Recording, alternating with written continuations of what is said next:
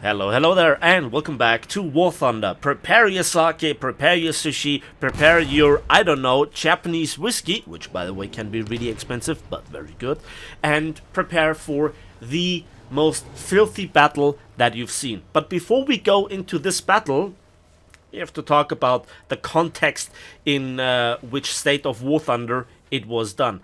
That's not me, that's right, that's the servers. Gaijin, I know that your dev team is busy with hookers and cocaine and other things, but maybe feed the server hamsters?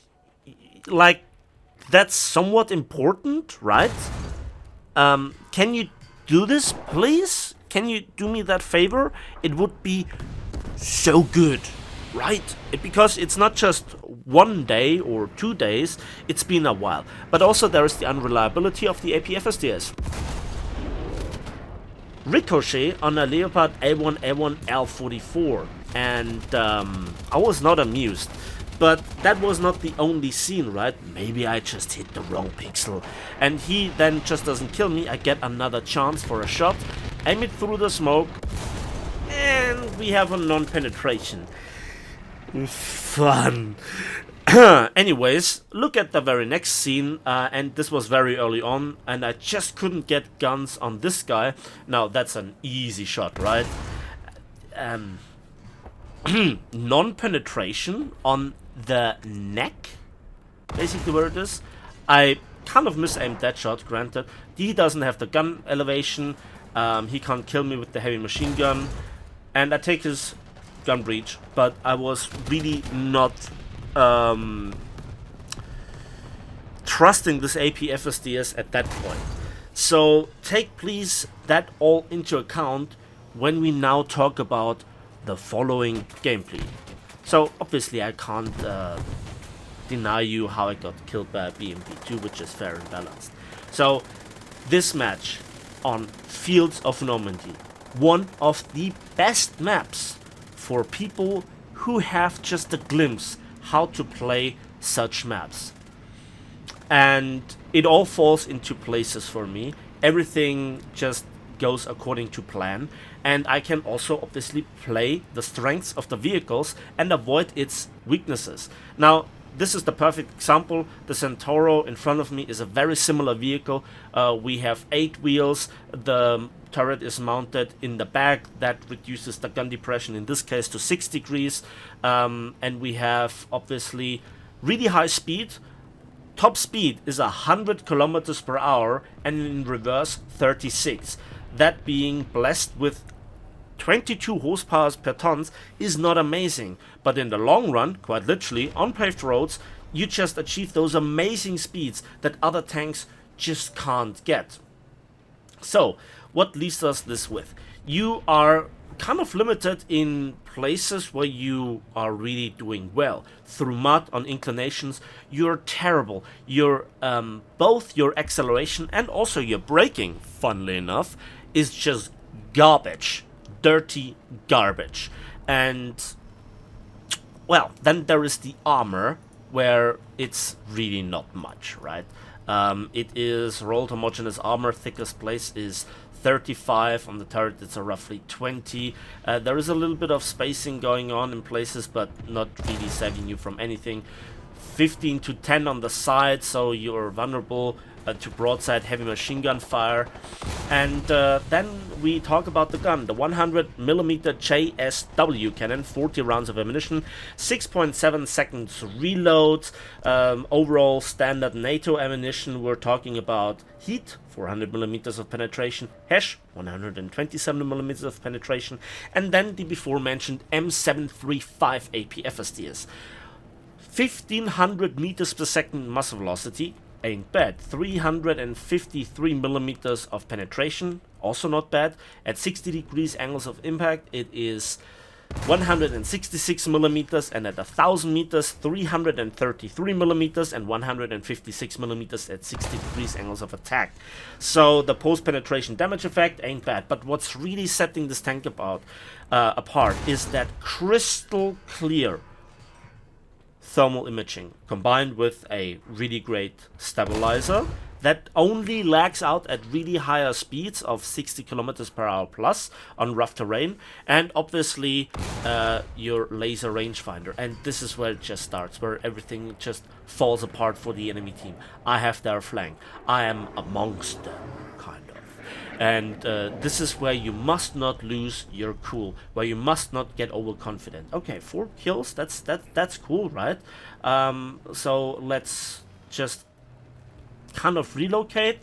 People will respawn. People will try to revenge kill you. I am in the woods, so I'm mostly safe from helicopters and most planes.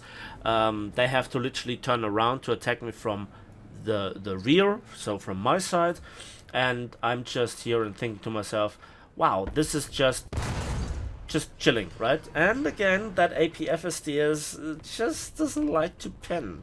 I don't know what actually it is with this shell, but I just had so many cases. Okay, that was a bad shot on my behalf. But this shell just was a little bit unreliable when it came to fancy shots versus angled steel armor.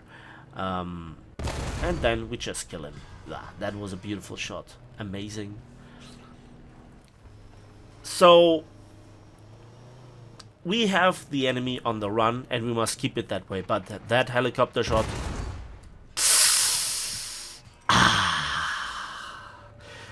I knew right there and then that it's going to be an amazing battle. And you know, killing an object 906 is always fair, regardless where they are. And I'm just in this position and I'm supporting my team. My team was actually under quite a little bit of pressure, and I just made here a big relief effort for my team. And again, this is where the vehicle is really meant to be. In the woods and in an ambush position, making use of its mobility, just creating a crossfire. And you don't need a crazy 4-second autoloader, etc., etc. No, what you need is trigger discipline, prioritization, make use of that thermal imaging, which is just absolutely filthy at this battle rating, and the scouting ability. And you know, you're just going to places. You also have laser warning receiver on top of this, and you also have a scouting drone, which, by the way, to this I have not yet used because I don't need it. That's just how it is. And that was just a really strong run. Now, again, I think it could have been gone wrong at any moment, but the thing was, I was on their flank. They didn't really prioritize me. I was sometimes in the open. They could have plainly looked at me, but they just didn't. And that is why the enemy team has succumbed to me.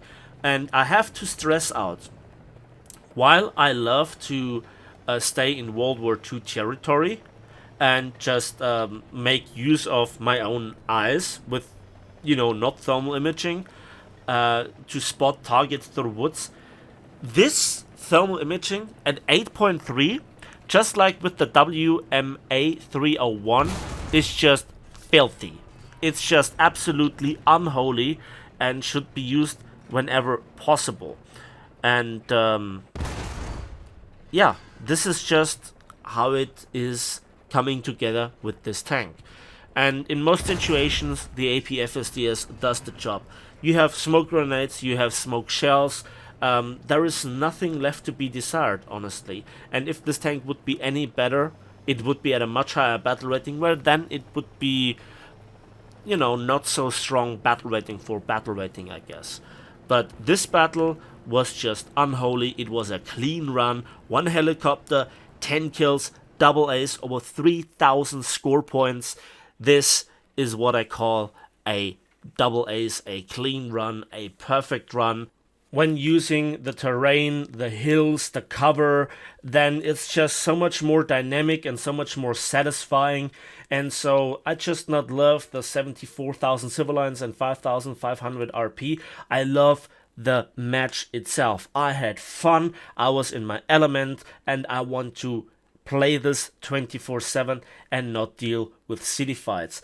So I hope that you enjoyed this video. I hope that you found it informative, fun, and also I liked the Twitch camouflage. So if you liked the video, why not give it a like? Subscribe if you want to see more. Hit the bell for more interaction. For you, it's just a couple of clicks. For me, it means the world. And we'll see each other on the waves, in the skies, and on the battlefields of War Thunder.